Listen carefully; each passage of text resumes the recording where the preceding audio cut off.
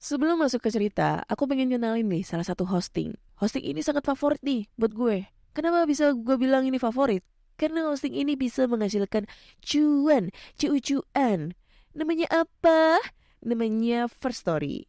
Nah, buat kalian nih yang gak tahu First Story itu apa, jadi ini adalah platform palu gada baru yang paling keren, lengkap, dan mudah untuk membuat, mendistribusi, dan mengelola podcast kamu.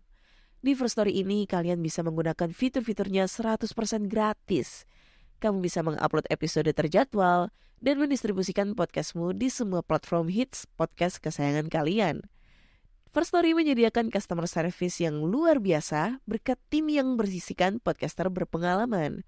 Kamu bisa share podcastmu tanpa ribet dengan F-Link yang akan mencakup semua link platform dan sosial mediamu. Dengan First Story Ads, kamu bisa mengakses monetisasi yang mudah dan beneran nih bisa kamu cairkan sesegera mungkin. Tanpa biaya tambahan dan tanpa ribet. Digarisbawahi, ribet gak pakai ribet ya. Jadi tunggu apa lagi? Gunakan hosting First Story sekarang juga. Hello? Hello? Podcast Network Asia.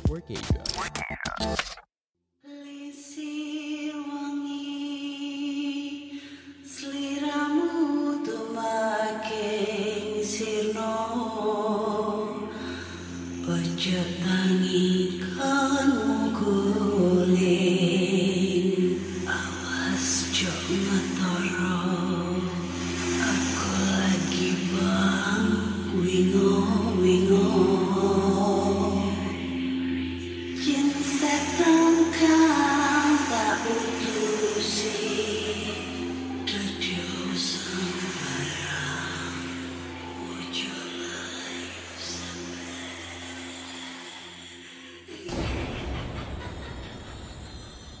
Hai Rek, ya apa kabar?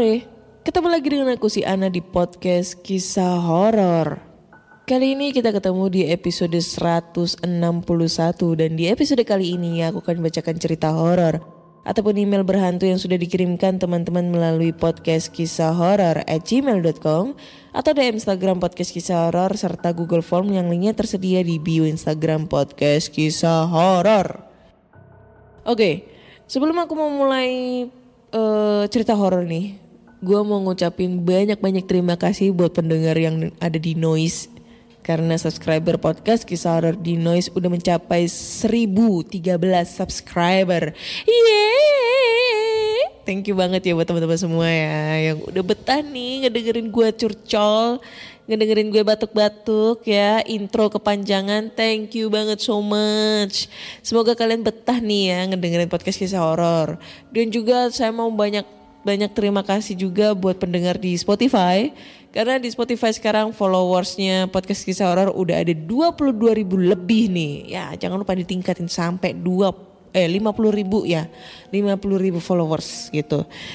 Terus aku juga mau ngucapin banyak terima kasih juga buat teman saya yang udah ngirim makanan ya ke rumah. Gila, banyak banget dia kirim makanan. Jadi dia itu kemarin itu buka usaha baru ya di Surabaya. Usahanya itu makanan Korean food gitu.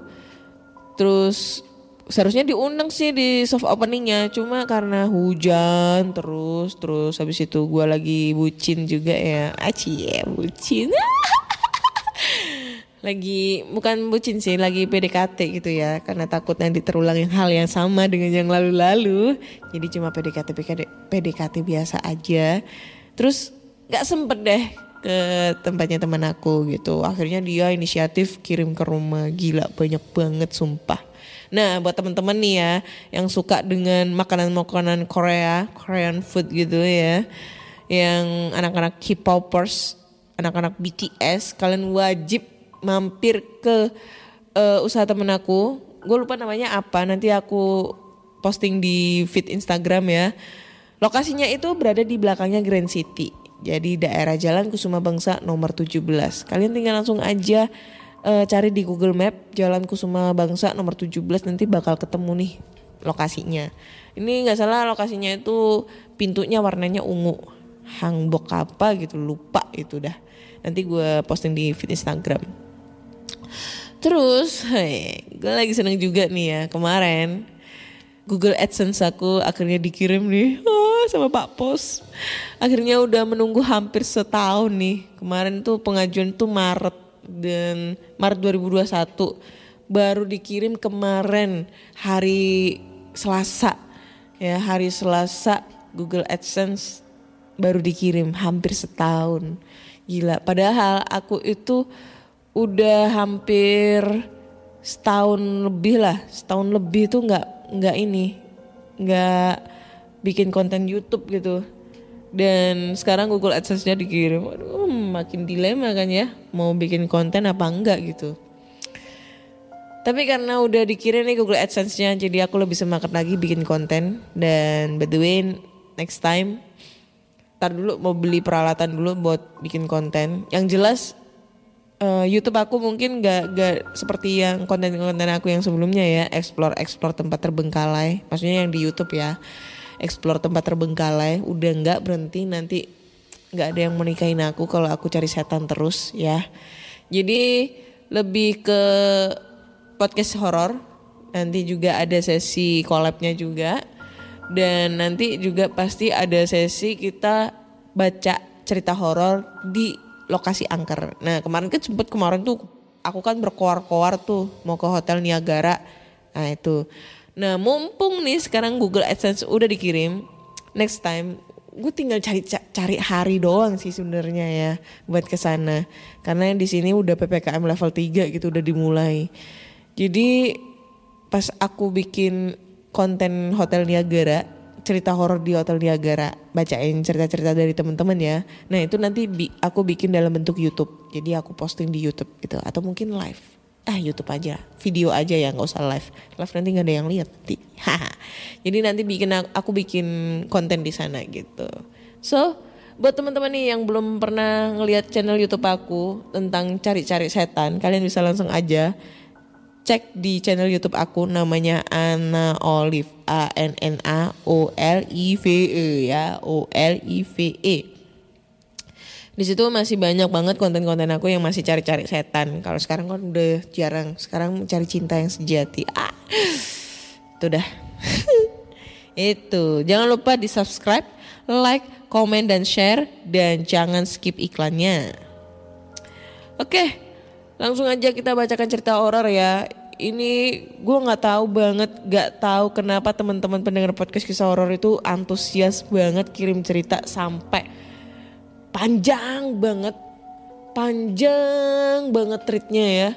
Gila, ada sampai part 1, part 2, part 3, part 4 gitu. Nggak capek gitu tangannya. Tapi tanpa mereka aku nggak bisa semaju ini cuy. Jadi aku juga banyak terima kasih nih buat para pendengar podcast kisah horor atau fansnya podcast kisah horor.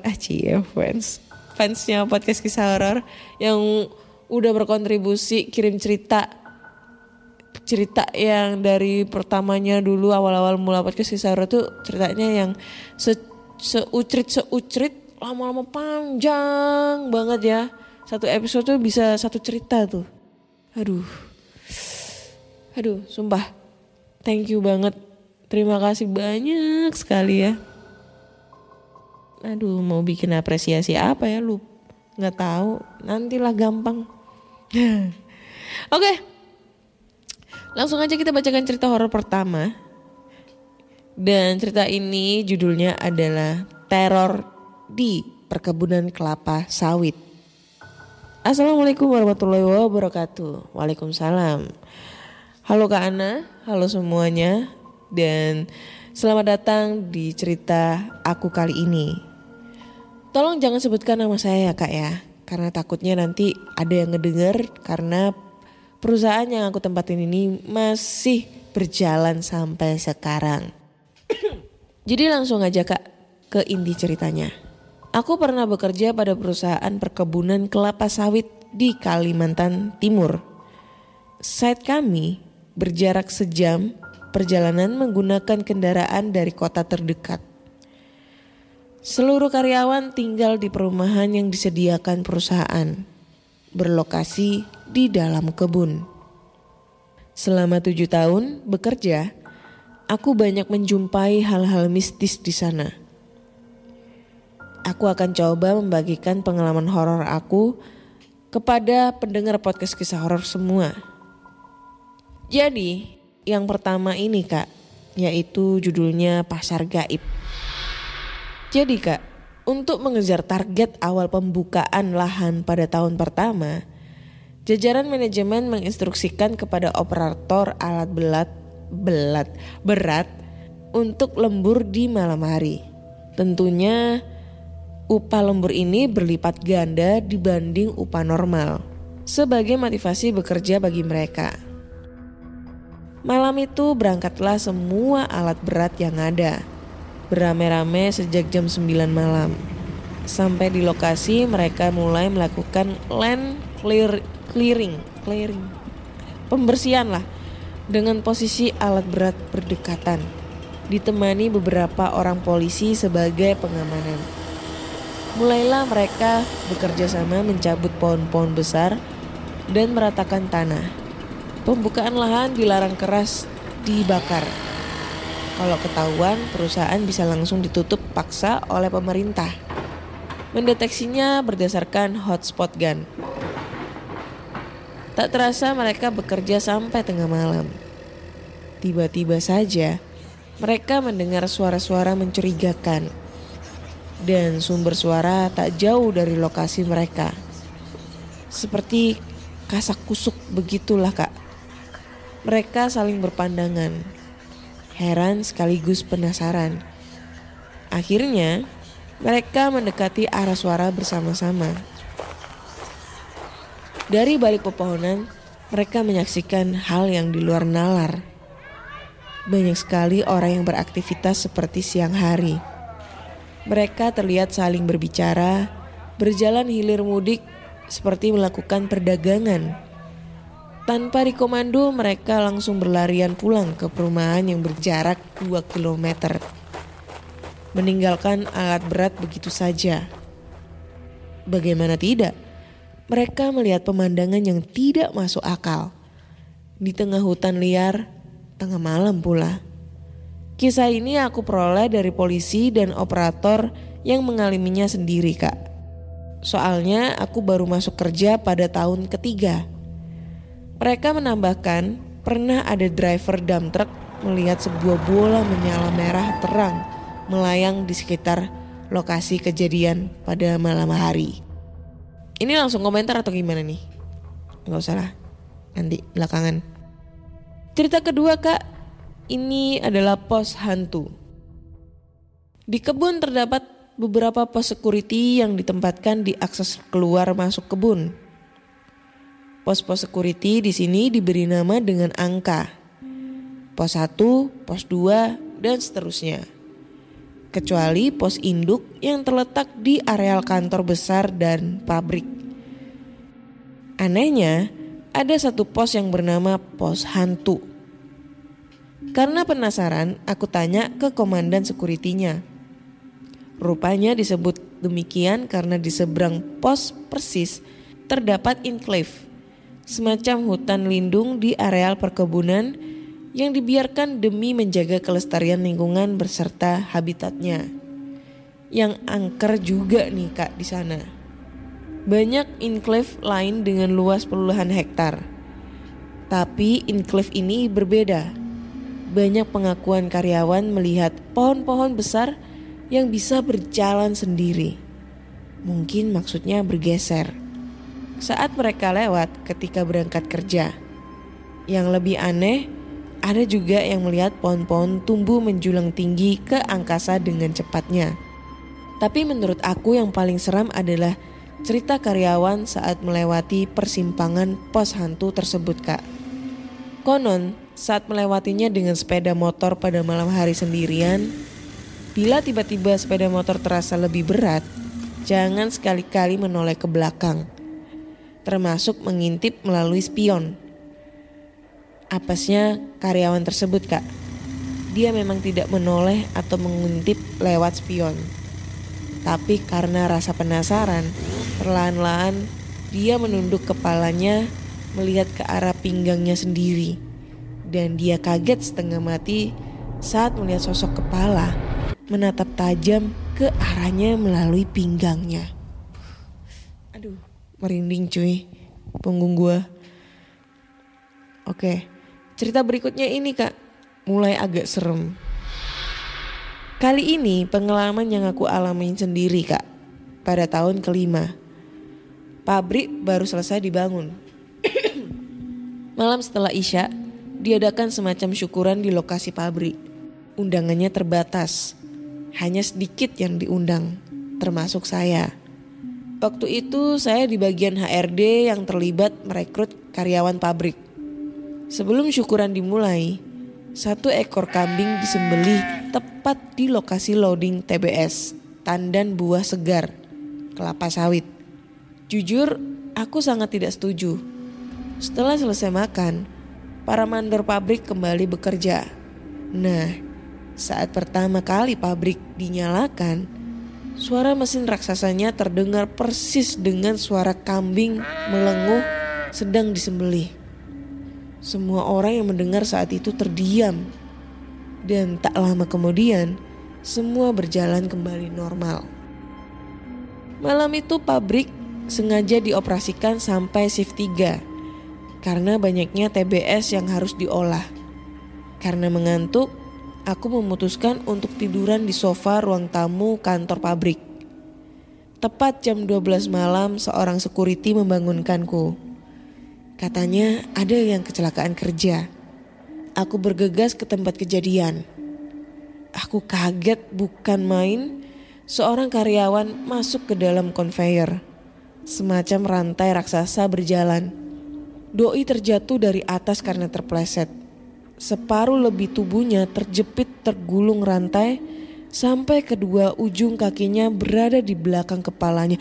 Anjir, gak bisa ngebayangin. Kedua ujung kaki berada di belakang kepalanya. Melengkung dong.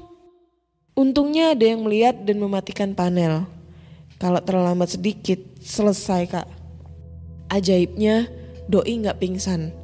Bahkan sempat berpesan agar istrinya yang sedang hamil jangan dikabari dulu. Kami segera menolongnya keluar dari konveyor, lalu membawanya bersama ambulans ke RSUD di kota terdekat ditemani 2 perawat poliklinik kebun. Besoknya aku jenguk ke RSUD. Doi gak pakai baju dan ditutupi selimut sampai perut. Aku perhatikan warna biru di kulitnya sampai dada. Aku gak berani lihat bagian bawah tubuhnya. Masih terbayang waktu ditolong saja celana dan bajunya robek gak berbentuk lagi. Astagfirullah. Menurut info, keluarganya memasukkan minyak bintang ke dalam infusnya. Sempat ketahuan dokter dan dimarahi kak. Anehnya tidak sampai sebulan, Doi sudah bisa pulang ke rumah dan dirawat 2 tahun di rumahnya. Meskipun tidak bekerja, perusahaan tetap menggajinya utuh. Sekarang Doi diberi pekerjaan yang lebih ringan di kantor. Sudah bisa berjalan, bahkan mengendarai sepeda motor. Enak banget. 2 tahun gak kerja digaji. Enak banget. Lalu cerita berikutnya kak, yaitu Tumpeng Genderuwo. Kamu lagi mau mengembangkan podcast kamu, tapi bingung caranya bagaimana. Mulai dari sisi performance-nya, menentukan rate konten kamu, sampai bagaimana cara memonetisasinya. Nah, coba deh cek Podmetrics. Podmetrics adalah platform yang bisa membantu kamu untuk lebih mudah melihat performa konten podcastmu. Lalu melalui Podmetrics, kamu juga bisa menentukan rate podcastmu melalui data yang tersedia. Serta bisa juga memonetisasi kontenmu dengan champion-champion dari brand yang cocok dengan podcastmu. Bahkan, Podmetrics juga bisa membantumu untuk mendapatkan inspirasi dalam membuat iklan pada podcastmu dengan contoh iklan yang sudah tersedia. Nggak ketinggalan juga, sekarang Podmetrics juga ada fitur Pod Earnings dengan berbagai metode pembayaran. Sehingga memudahkan kamu untuk mendapatkan penghasilan dari Podmetrics. Jadi, kalau kamu seorang podcaster, pastikan kamu mendaftar Podmetrics dengan memakai Podmetrics referralku. Klik langsung aja podlink yang ada di deskripsi box dalam episode ini. Suatu sore, perusahaan merayakan dirgahayunya yang ke-6 berlokasi di lapangan tenis. Setelah acara seremonial selesai, diselenggarakan lomba membuat tumpeng bertema. Tentu saja yang berkompetisi adalah perkumpulan istri-istri karyawan antar departemen. Selesai penjurian dan pengumuman pemenang, semua tumpeng dimakan beramai-ramai. Mungkin karena masih sore, banyak tumpeng yang tidak habis dimakan. Maksudnya nasinya ya kak. Kalau lauknya sih udah pasti habis. Para karyawan pulang satu persatu. Berhubung senja, sisa tumpeng acara tadi belum sempat dibersihkan. Besok pagi sajalah pikir kami. Tepat tengah malam, mendadak listrik padam. Sangat tidak biasa. Karena kami menggunakan 2 genset berkapasitas besar. Lapangan tenis ini berada di tengah-tengah antara bangunan mes tamu dengan pos security. Kebetulan ada satu tamu dari kantor pusat yang menginap malam itu. Doi laki-laki, tapi rupanya takut berada di mes tamu sendirian dalam kondisi gelap gulita. Doi memutuskan keluar menuju pos security. Nah, saat melintasi lapangan tenis, Doi melihat 2 sosok bayangan hitam besar sedang asik makan tumpeng yang tersisa. Langsung Doi lari terbirit-birit menuju pos security dan menceritakan yang dilihatnya kepada 2 orang security. Mereka berusaha menenangkan tamu itu sambil menunggu listrik menyala. Menurut mekanik yang memeriksa genset, mereka tidak menemukan kerusakan apa-apa.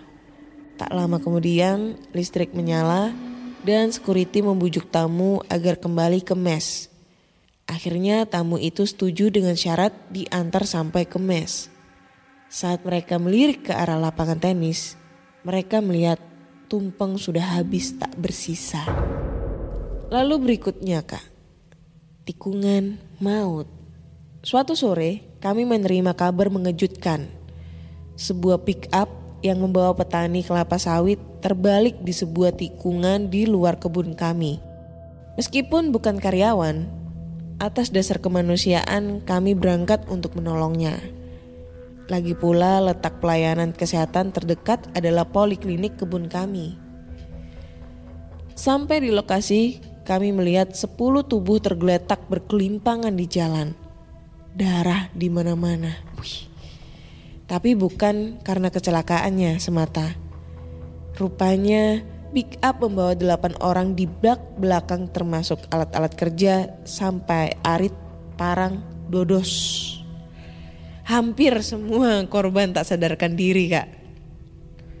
Mungkin sadar, tapi karena lemas kehilangan banyak darah jadi tidak berdaya.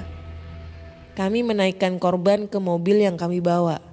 Tidak peduli lagi dengan darah yang berceceran di pakaian dan mobil. Yang penting mereka selamat. Kami juga mengumpulkan bagian anggota tubuh yang terpisah. Wanjir, gila, sampai terpotong-potong, termutilasi. Aduh, seperti jari yang terputus dan lain-lain. Sampai di poliklinik kebun, semua korban kami turunkan. 3 orang perawat sampai sempat bingung menangani yang mana dulu. Semua terlihat sama parahnya karena letak luka luar yang kurang jelas akibat tertutup darah. Beberapa korban mulai berteriak-teriak kesakitan. Kami membantu sebisanya sesuai arahan perawat. Ternyata salah satu korban tidak bisa diselamatkan kak. Innalillahi wa inna ilaihi raji'un. Dan ada satu lagi korban yang kehilangan sebelah daun telinganya. Gila. Kami segera melaporkan kepada polisi. Beberapa security yang menangani polisi ke lokasi kecelakaan sempat mencari daun telinga yang tertinggal, tapi tidak menemukannya. Mereka juga mengambil beberapa foto di lokasi. Salah satu foto sungguh menakutkan, Kak. Ada sosok seorang nenek sedang mengintip dari balik pohon ke arah lokasi kecelakaan. Dan tidak ada yang mengenal nenek tersebut. Lagi pula lokasinya sangat jauh dari perkampungan. Seperti belum cukup misteri nenek itu, dari poliklinik ada laporan sehari setelahnya. Malam hari salah satu perawat piket jaga, dia mendengar suara orang merintih kesakitan dari arah ruang penyimpanan obat. Gila, yang cerita kelima ini aduh serem banget sampai menelan korban ya. Oke, lanjut ya ke cerita yang keenam. Nanti endingnya kita bakal komentarin satu persatu. Cerita keenam ini, Kak, pocong bermata merah. Pada suatu musim kemarau panjang beberapa tahun lalu, para karyawan perkebunan sempat disibukkan dengan kebakaran lahan. Sebagian besar disebabkan oleh masyarakat sekitar yang tidak bertanggung jawab, membuka lahannya sendiri dengan cara dibakar. Apalagi bila lahan masyarakat yang dibakar tersebut kebetulan berbatasan dengan lahan milik perusahaan perkebunan. Mereka sengaja membakar tanpa ada usaha sedikit pun untuk memadamkannya, karena mereka berpikir dari pihak perusahaan pasti akan berusaha memadamkannya. Perusahaan perkebunan memang memiliki tim pemadam kebakaran serta tanggap darurat lainnya, lengkap dengan peralatan serta unit mobil pemadam kebakaran.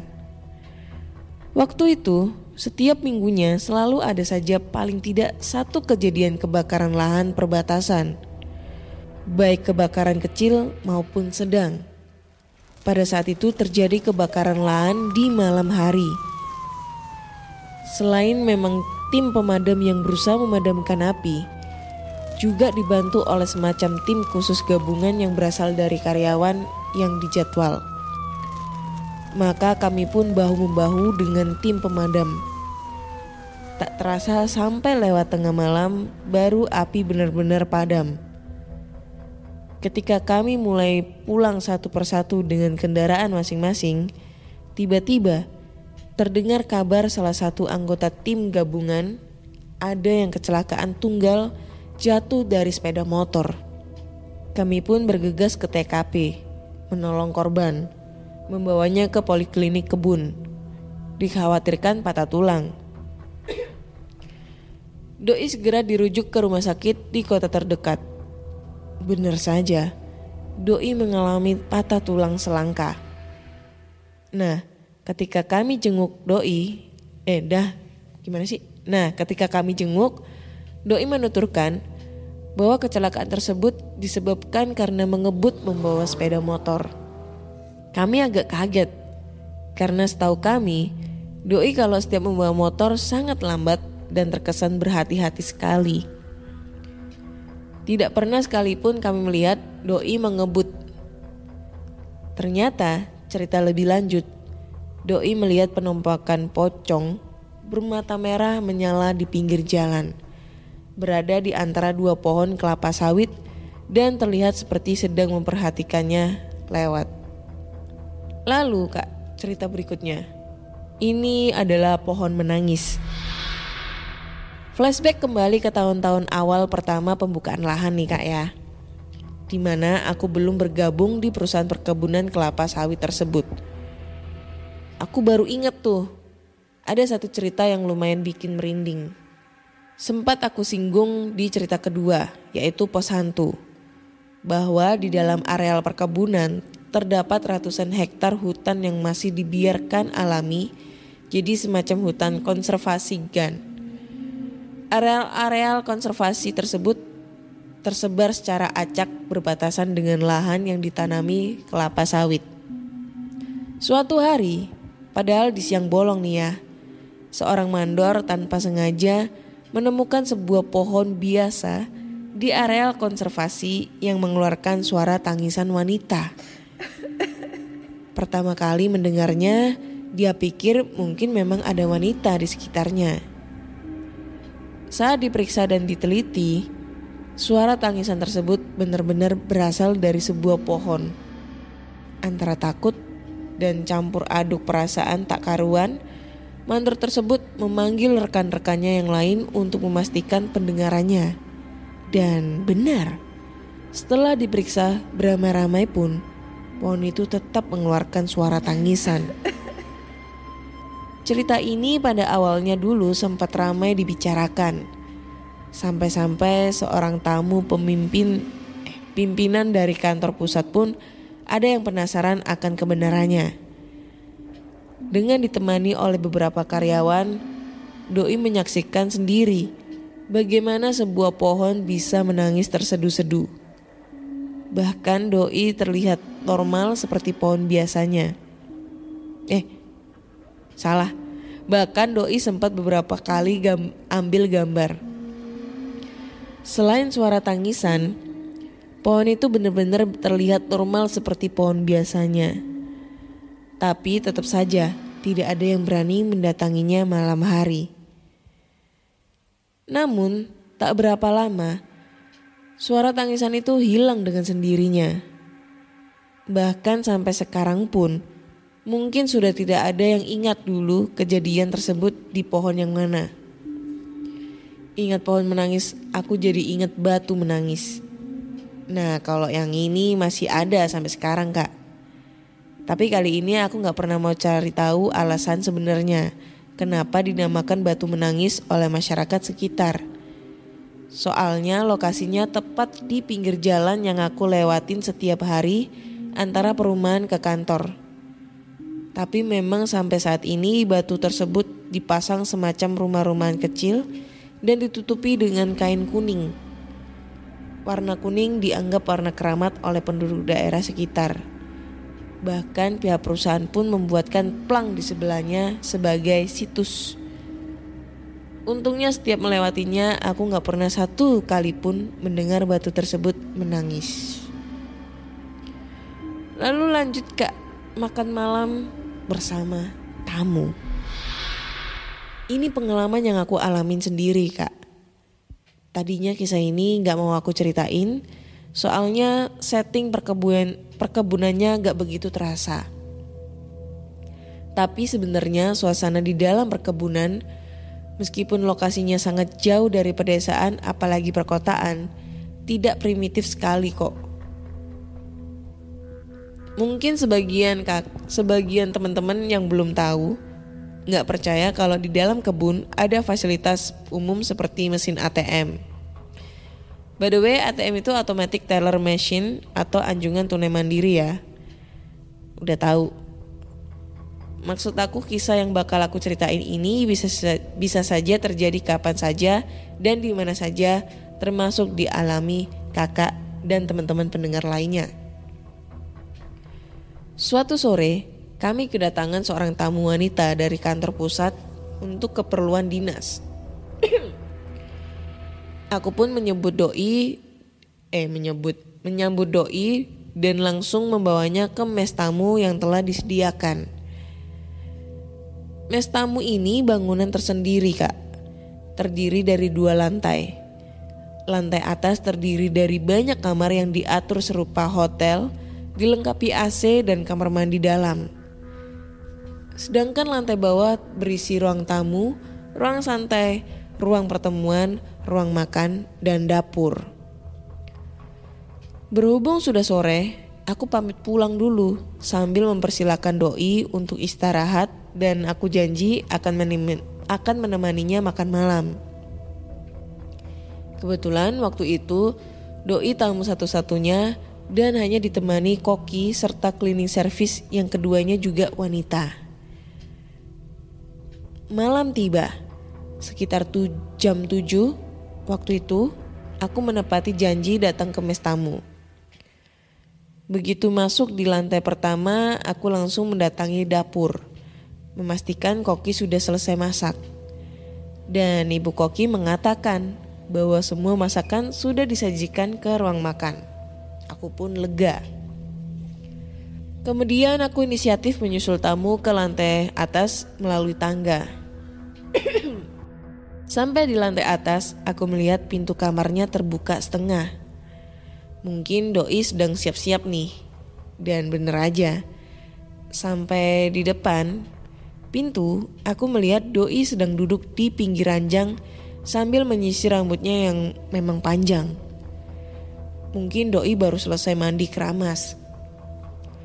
Aku pun mengetuk pelan pintunya lalu mengatakan bahwa makanan sudah siap dan aku menunggu di bawah. Sampai di bawah, aku menuju ke ruang makan. Dan apa yang terjadi? Aku melihat tamu tersebut sudah ada di ruang makan sedang duduk.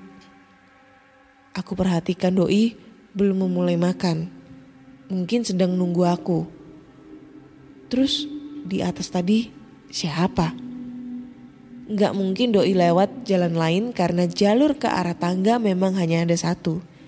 Tidak ada jalan lain untuk mendahuliku. Aku terdiam, melotot dan bengong waktu itu.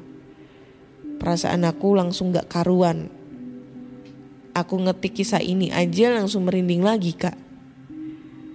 Mungkin aku salah lihat tadi di atas. Aku mendatangi Ibu Koki di dapur. Tanpa memberitahu apa-apa, aku minta beliau menemani aku ke lantai atas. Aku mau memastikan penglihatanku. Ibu Koki menurut saja. Sampai di atas, aku ngeliat pintu kamar malah terbuka penuh. Berdua kami pelan-pelan menuju kamar tersebut. Ibu Koki seperti bingung dengan tingkahku. Dan aku berhenti terdiam untuk kedua kalinya saat aku melihat tamu berambut panjang itu masih duduk di pinggir ranjang. Ibu Koki yang tidak tahu menau menegur tamu tersebut. Dan tamunya pun menjawabnya, lalu beranjak berdiri dan mengajak aku makan malam ke bawah. Aku masih diem aja. Mereka berdua berjalan di depanku.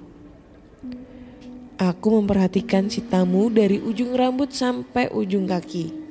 Nampak normal.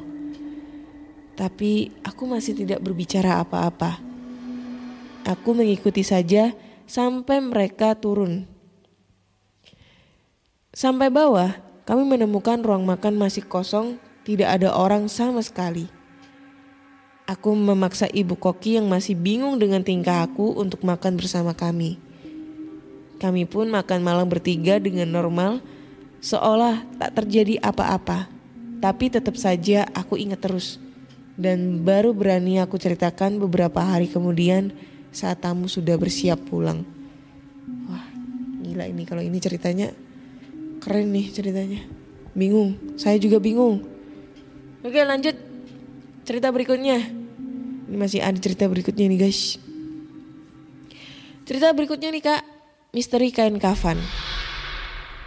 Suatu malam, salah satu orang tua karyawan yang ikut tinggal di perumahan dalam kebun meninggal. Tidak ada yang aneh sih Kak, meninggalnya wajar. Memang sudah umurnya. Meskipun yang meninggal bukan termasuk karyawan, berhubung ikut tinggal dengan anaknya yang karyawan di dalam kebun, pihak perusahaan merasa ikut bertanggung jawab dalam menyiapkan prosesi pemakamannya. Nah, saat prosesi inilah, dengan dipandu seorang pemuka agama yang memang dipekerjakan untuk mengisi kegiatan di rumah ibadah yang disediakan oleh perusahaan di kebun, kami mulai menyadari satu hal penting yang kurang, yaitu kain kafan. Saat itu malam hari dan jarak ke kota terdekat sekitar 1 jam perjalanan. Akhirnya beberapa orang karyawan kami tugaskan untuk mencari dan membeli kain kafan di kota malam hari itu juga. Dengan target pemakaman esok paginya. Menurut cerita, mereka sempat kesulitan mencarinya di kota. Antara mereka memang belum pernah tahu di mana tempat membelinya, atau karena memang saat itu sudah malam hari. Berkaca dari pengalaman tersebut, tak lama setelah pemakaman selesai, aku pun mengambil sebuah inisiatif. Aku minta disiapkan terlebih dahulu untuk membeli 5 atau 6 set kain kafan. Maksud aku buat jaga-jaga jika sewaktu-waktu ada orang meninggal, tidak lagi repot baru mencarinya. Sedia payung sebelum hujan. Alhasil, 6 set kain kafan pun disiapkan dan disimpan dengan rapi di kantor. Nah, percaya tidak percaya, entah apa hubungannya atau tidak, ke-6 set kain kafan tersebut benar-benar habis terpakai pada tahun itu. Jadi setelah kejadian itu benar-benar terjadi pas ada 6 kematian yang terjadi di lokasi kebun. Ada yang karyawannya maupun keluarga karyawan. Ada yang meninggal wajar, umur maupun karena sakit. Suatu saat ada usul pengadaan unit mobil jenazah di dalam kebun. Saat ini di poliklinik kebun memang baru memiliki mobil ambulans saja. Bahkan ada 2 unit. Alasan mereka berjaga-jaga siapa tahu suatu saat akan ada kejadian harus membawa jenazah. Sehingga maksud mereka tidak harus menggunakan mobil ambulans supaya tidak tercampur satu tujuan penggunaannya. Mengingat kejadian kain kafan, aku pun menolak usulan ini. Khawatirnya bila langsung disediakan, mobil tersebut benar-benar akan langsung terpakai juga. Lalu cerita berikutnya Kak, setan mobil pemadam. Ini dari judul aja kayaknya serem nih. Di awal-awal aku gabung di perusahaan perkebunan kelapa sawit, aku mendapati sinyal telekomunikasi seluler sangat sulit. Karena saat itu belum dibangun BTS di area kebun. Kami hanya bisa memperoleh sinyal dari BTS yang ada di desa terdekat. Itu pun hanya kebagian 1, 2, sampai 3 bar aja. Sampai ada tempat-tempat tertentu yang menjadi favorit karena memiliki lebih banyak sinyal daripada tempat lainnya.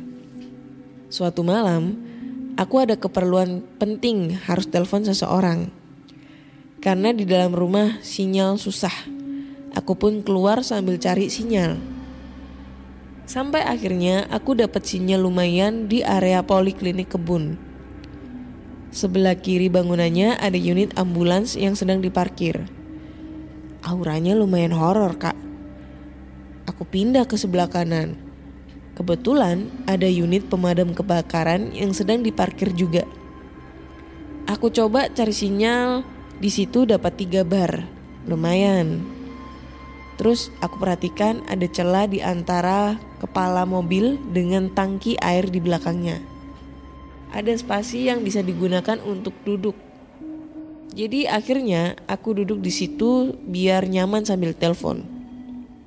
Waktu itu belum begitu malam. Baru sekitar jam 9.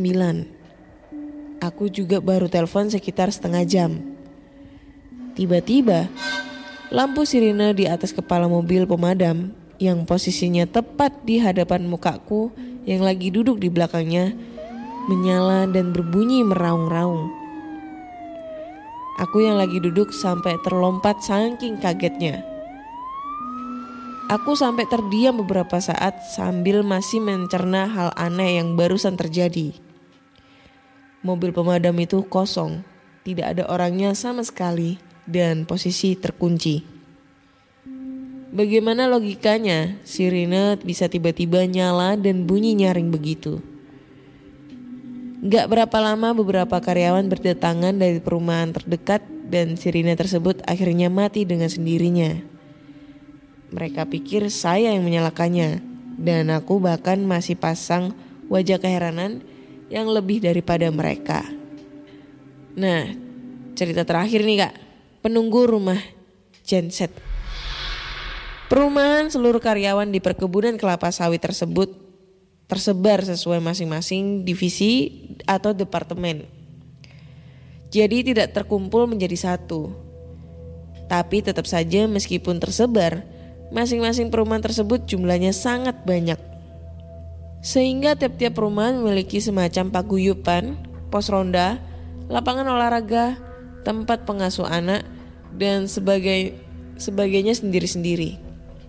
Jadi bila sedang berada di perumahan yang terasa adalah suasana bermasyarakat. Nah, untuk ketersediaan air dan pasokan listrik adalah menjadi tanggung jawab perusahaan. Air menggunakan sumur bor yang dialirkan ke setiap rumah. Sedangkan listrik menggunakan generator listrik atau genset. Karena itu di setiap perumahan memiliki sebuah rumah genset, yaitu bangunan yang digunakan untuk menyimpan generator tersebut. Serta ada seorang karyawan operator genset yang diberi tugas untuk mengatur aliran air bersih serta mengoperasikan generator listrik. Nah, suatu hari di perumahan tiba-tiba kedatangan seekor anjing. Anjing ini menarik perhatian karena berbeda dengan anjing-anjing hutan atau anjing liar yang lain. Kalau anjing-anjing liar yang lain hobinya makan sepatu safety atau boot yang diletakkan di luar rumah. Termasuk sepatu aku nih kak, jadi korban. Hehehe. Lalu kalau melihat manusia malah lari. Anjing satu ini malah berusaha mendekati manusia dengan sangat bersahabat dan tidak terlihat agresif sama sekali. Jinak sekali dan terlihat gagah dengan wajah seperti serigala. Matanya agak sipit gitu dan memiliki bulu ekor yang lebat. Bulunya berwarna kuning kecoklatan. Tidak butuh waktu lama untuknya disukai oleh kebanyakan warga perumahan dan diberi nama Boy, anjing jantan soalnya. Entah siapa yang pertama kali memberi namanya. Aku curiga Boy ini dibuang majikannya. Nampak banget kalau Boy ini sangat butuh kasih sayang dan bukan anjing liar. Bila ada warga, siapapun itu sedang jogging atau mengendarai kendaraan dengan pelan, Boy ini selalu sering berusaha untuk mengikuti. Aku sering tuh jogging sore. Tahu-tahu Boy udah ngikut di belakang atau di sampingku. Kadang-kadang di depan juga sih. Tak lupa di setiap persimpangan jalan, Boy ini kencing. Aku taunya karena Boy angkat sebelah kaki belakangnya. Sepertinya Boy ini kasih semacam tanda biar gak nyasar. Aku pernah terpikir untuk jogging jauh banget, terus banyak persimpangan. Bisa dehidrasi tuh si Boy. Suatu malam sekitar jam 11, seorang operator genset bersiap-siap menuju rumah genset. Di dalamnya terdapat 2 unit generator yang dioperasikan secara bergantian setiap jam 12. Waktu pergantian genset tiba. Berangkatlah operator tersebut dari rumah menuju rumah genset yang terletak di pinggir hutan agak jauh dari perumahan. Hal ini supaya warga perumahan tidak terganggu dengan suara bising yang ditimbulkannya. Seperti biasa, Boy mengikuti operator genset tersebut. Lumayan sebagai teman daripada sendirian. Rumah genset ini kebetulan merupakan bekas bangunan semi permanen warisan dari perusahaan yang lama sebelum di take over oleh perusahaan yang sekarang. Penerangan hanya seadanya dengan sebuah lampu berukuran watt yang kecil. Operator tersebut membawa senter sendiri. Tak sampai 5 meter di depan pintu rumah genset, tiba-tiba Boy menyala dengan keras. Kemudian agak menjauh sambil terus menggonggong ke arah rumah genset. Padahal Boy ini hampir tidak pernah terdengar menyala saking jinaknya. Boy terlihat sangat ketakutan. Operator tersebut tidak menghiraukan saat itu. Apalagi dia tetap harus melaksanakan tugasnya. Dia membuka pintu seperti biasa, langsung menuju generator untuk memindahkan pengoperasiannya. Selesai melakukan tugasnya, tiba-tiba dia mendengar suara yang sangat tidak wajar dari dalam. Suara yang sangat ribut seperti ada orang yang sedang bertengkar hebat. Dia yakin sekali sumber suara berasal dari dalam ruangan. Tapi saat dia mencoba mengarahkan senternya, tetap tak terlihat apa-apa. Senternya tetap menyala, tapi seperti tidak bisa menembus bagian gelap di pojok ruangan. Sambil merinding, dia memutuskan untuk pergi keluar dari bangunan tersebut. Dan suara-suara ganjil tersebut masih tidak mau berhenti. Dia berjalan keluar dengan cepat dan saking paniknya sampai tidak sempat mengunci pintunya kembali. Belum selesai sampai di situ, kebetulan di luar bangunan terdapat satu unit alat berat yang mangkrak sudah tidak bisa digunakan dan bercampur dengan timbunan besi-besi tua yang lain. Ketika berjalan melewatinya, tiba-tiba saja... Apa itu anjir? Kaget. Ketika berjalan melewatinya, tiba-tiba saja unit alat berat tersebut bergoyang dengan keras sampai menjatuhkan banyak potongan besi-besi kecil di sekelilingnya. Alat berat seperti itu bahkan 10 orang pun belum tentu bisa menggerakkannya. Ini dia melihat dengan mata kepalanya sendiri bagaimana alat berat itu masih bergoyang-goyang dengan hebatnya. Langsung saja operator tersebut lari tunggang-langgang menuju rumahnya. Cukup sekian cerita dari aku kali ini, Kak. Mohon maaf jika ceritanya kepanjangan. Aku harap cerita dari aku ini bisa menghibur para pendengar podcast kisah horor dan Kak Ana gak capek ya ngebacain cerita dari aku yang panjang ini. Terima kasih dan assalamualaikum warahmatullahi wabarakatuh. Waalaikumsalam warahmatullahi wabarakatuh. Thank you banget. Dia gak mau disebutin namanya, tapi saya tahu namanya siapa. Ini ceritanya serem-serem ya, gila serem kalau gue bilang. Apalagi pas dicerita ke berapa ya? Cerita tentang pengalaman yang sampai ada yang korban meninggal. Wah, ini nih yang tikungan maut. Cerita kelima. Serem banget sumpah. Itu sampai ada korban jiwa ya. Inilah bahayanya orang kalau mengendarai mobil bak dan tiba-tiba di belakangnya bak terbuka ya. Terus di belakangnya itu ada penumpangnya dan penumpangnya ini gak 1-2, banyak gitu. Rawan sekali terjadi kecelakaan dan bahaya sekali jika sampai terjadi kecelakaan.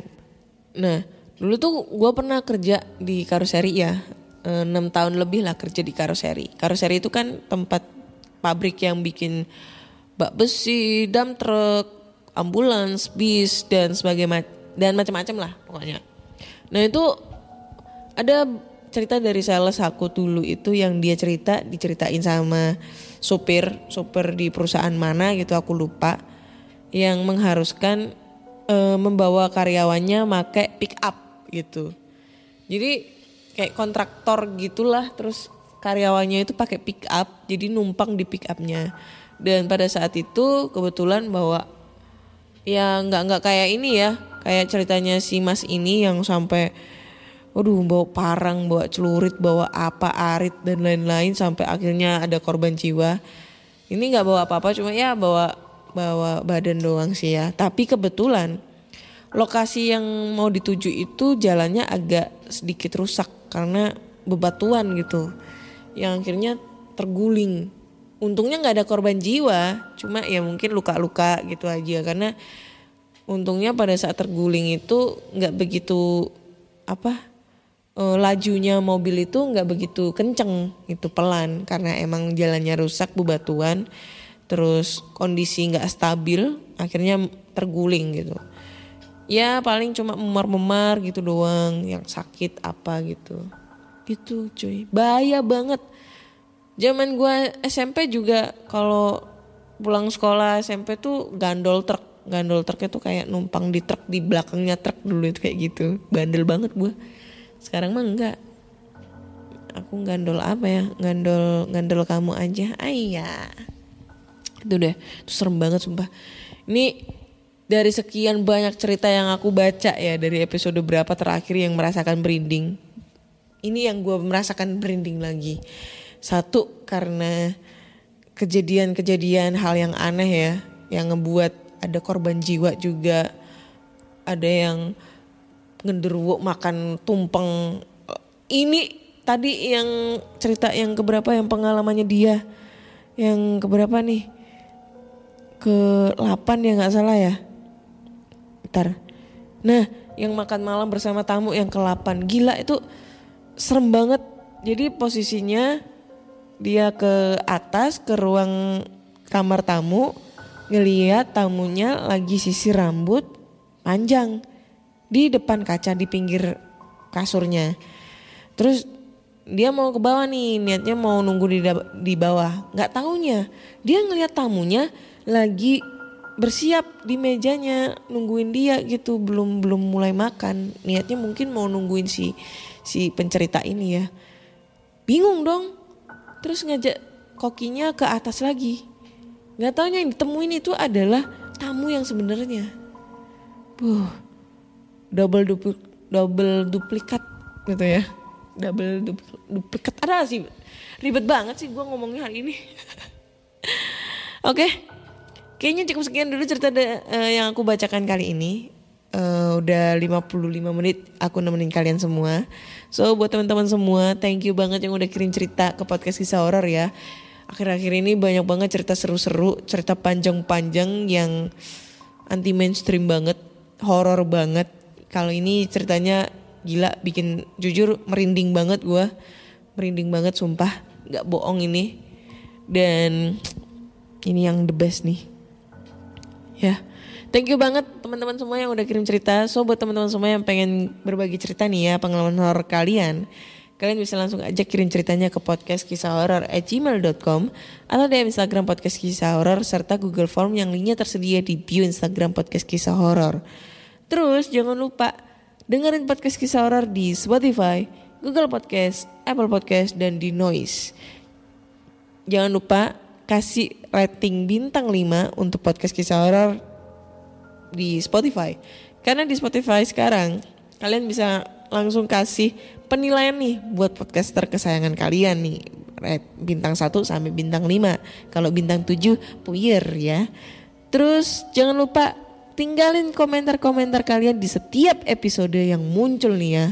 Updatean episode terbaru dari podcast kisah horor di Noise. Karena di Noise kalian semua bisa langsung komentar per episodenya. Dan nanti komentar kalian akan aku baca di episode berikutnya. Oke? Akhirnya saya Ana undur diri dan bye-bye. Pandangan dan opini yang disampaikan oleh kreator podcast, host, dan tamu tidak mencerminkan kebijakan resmi dan bagian dari podcast Network Asia. Setiap konten yang disampaikan mereka di dalam podcast adalah opini mereka sendiri dan tidak bermaksud untuk merugikan agama, grup etnik, perkumpulan, organisasi, perusahaan, perorangan, atau siapapun dan apapun.